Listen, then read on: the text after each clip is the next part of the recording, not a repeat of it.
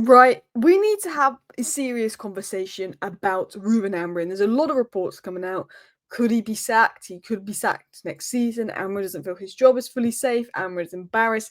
Things need to be turned around very quickly. And we're going to have a conversation about Ruben Amorim. A lot of fans are starting to turn on him. And I do think if we don't win the Europa League, a lot of people will turn on Ruben Amorim. But I want to talk about how I don't like how he's been treated by the club and what they've been doing, and why I think, while I'm not fully convinced by Amarin yet, while I think we need to give him a little bit of patience, I think it's too early to jump on a manager when we know the biggest problem is the Glazers. The squad isn't good enough. Manager, can improve things, and maybe Ruben Amorim could have done more with this squad, but there's bigger problems at the club. And we're going to shut down these rumours and have a conversation about this. Bruno to Saudi still ongoing, and there is the worry if we don't win the Europa and we don't have European football, could we keep Bruno at United? He's too good to not be playing European football, but also too good to be going to Saudi. Liam Delap to pick Manchester United. News coming out and updates on Kobbie Mainoo's new deal. So we're going to round up all the latest Manchester United news in today's 10-minute show. But we're going to start by talking about Ruben Amorim. So please do go ahead and hit that like button if you do enjoy today's video. And feel free to subscribe down below if you're new. I'm going to have a live stream and a video every day throughout the transfer window. Live updates coming in and 10-minute video roundups. So I'm going to read out my tweet and just give you my general thoughts on Ruben Amorim and read out a few more points. We need to talk about Amaran. Yes, I have concerns, but context matters. When Ten Hag was sacked, we were 14th. And even last season, our underlying numbers matched that level despite finishing higher. I believe we finished 8th last season. Amaran came into Manchester United mid-season to a broken team. He tried to introduce a new system. He lost Rashford and Antony without any replacements. Then Ahmad got injured for a fair bit. And then Xerxes started doing well and then got injured. Basically leaving Amarim with just Højlund and Garnacho up top these last 2 months. Should Manchester United be 16? Absolutely not. It's a disgrace. And there's no, defending that we're 16th. There's no defending Amarim for that. He can and should have got more out of this group, and we should be better than 16th, and elements of that is on Amaran. Could he do more? Yes. But I don't expect Amaran to have us in the top half of the table. 11th place, we're looking at it, okay. 16th, it is a disgrace. Do you know what I mean? Because we've got to look at the squad and just realise that this squad is bad. We were 14th under Ten Hag, and yes, we were closer to top 4 on points, but that's because we'd only played about 7 games. It's and the players have definitely down tooled. I think we're not playing as well in the Premier League because players are looking to avoid injuries. They're focusing on Europa, and Ruben Amorim's job is to motivate that. But the players are not good enough. They weren't good enough under Ten Hag, even though they were signed for Ten Hag in his system, and that was the system that suits them best.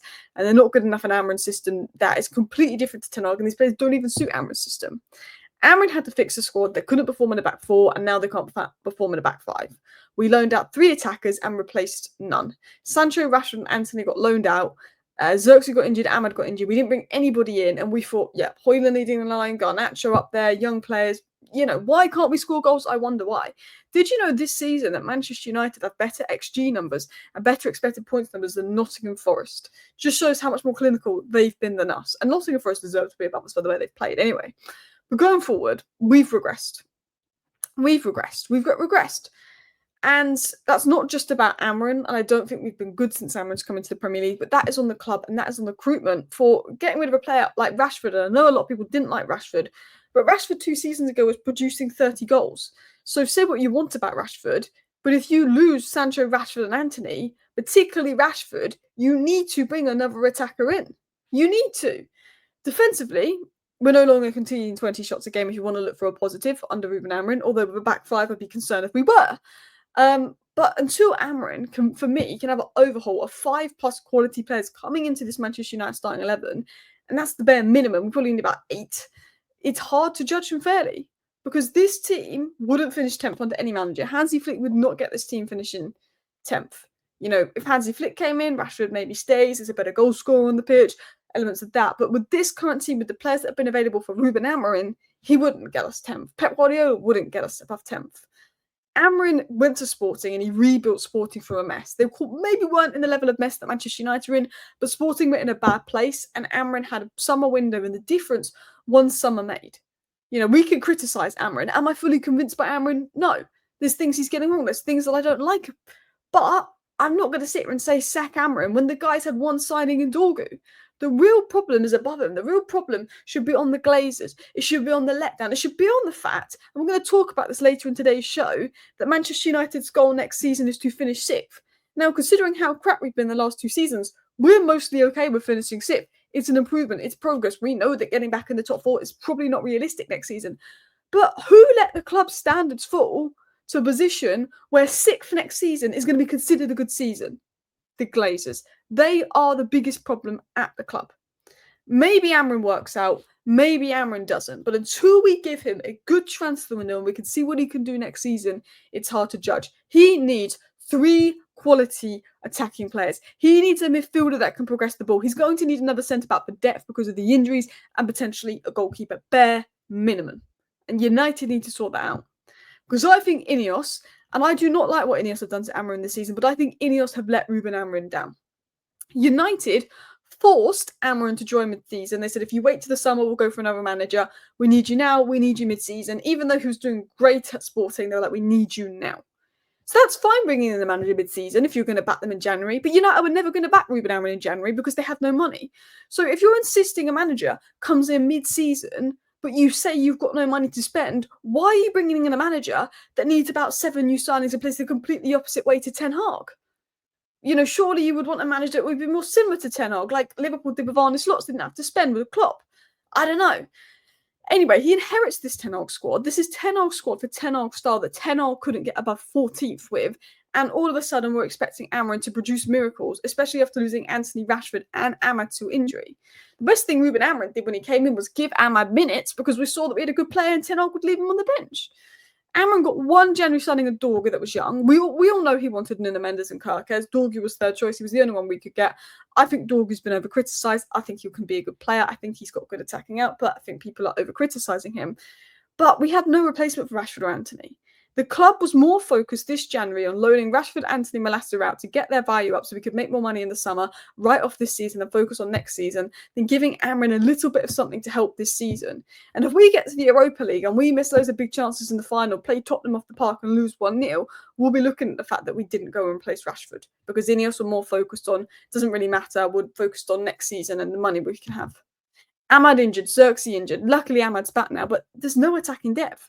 Ahmad is a level ahead of everybody else. Ahmad, Bruno, and Yoro are the 3 best things about this club. Mashrawi's decent. Delap's been decent at times. Xerxes was impressive towards the end. Maynard's got potential, but there's not much. We're 9th for expected points. In the last 7 games, we're 9th for expected points, but in the last 7 games, we're 20th on the form table. Nobody's been worse than Manchester United since their international break. Yet, for expected points, expected goals, we're 9th. We should apparently be 9th in the league for how we've been playing, despite being 20th in the last 7 games. Which is pretty crazy when you actually think about it. But we're 9th. We're 20th, but we're 9th for the last 7 games, which shows that it's to do with the squad. The fact that in actual form we're 20th, but on expected points we're 9th, shows it's to do with the squad and us not taking charges and silly errors.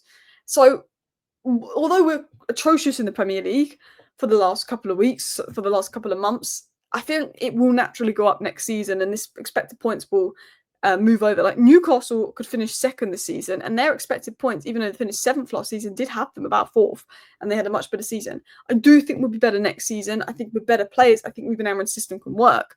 But I feel like the lack of support from INEOS and the Glazers this summer made it difficult for Amaran. I'm not convinced by Amaran, but I think he's been screwed over.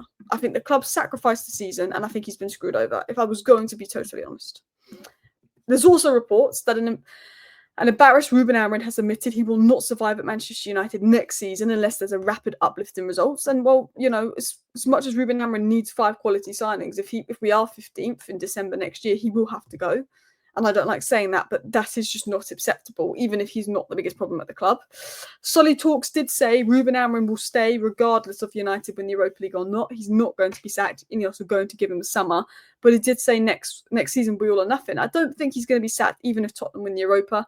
But next season is key. Next season is all or nothing. Now, I also think if we don't have Champions League football, I think Bruno will stay, but I think if we don't have Champions League football, there's not much keeping him at Man United. When Saudi are offering you 100 million a year and you're not got Champions League football anyway, you know, people stay away from Saudi because they want UCL football. If you haven't got UCL football and Saudi offering you 100 million, I could see Bruno going. Ben Jacobs said this. Al Hilal is still in touch with Bruno Fernandes' camp. There will be a new meeting this week, and Fernandes will be given just 1 week to give a final answer. So we could get some updates on that. As of now, David Ornstein and credible sources say that Manchester United absolutely have no intention of selling Bruno Fernandes, and that they're not aware of any hidden release clause, and that it's unlikely Bruno goes. But they didn't say impossible, they just said unlikely. It looks as of now Bruno is not interested in a Saudi move, but that could change after the Europa League.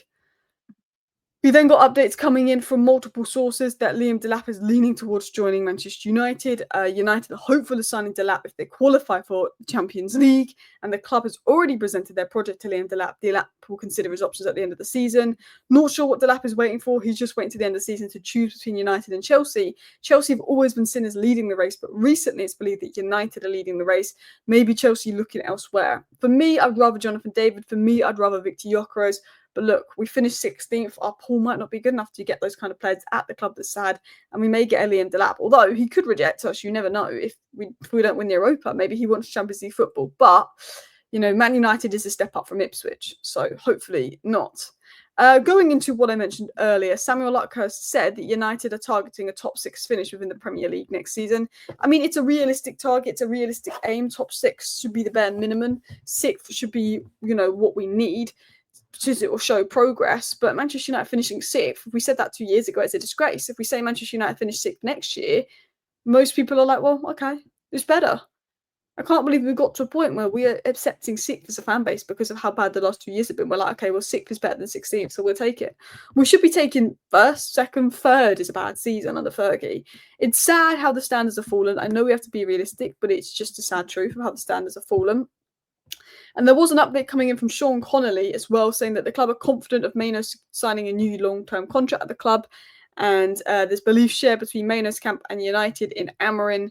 And there's optimism about Maino in the future and Man United. It's hard to know what his best role is in Amaran's system, but there's a positive feeling there. Anyway, that's your 12-minute roundup. Thank you for watching. Bye.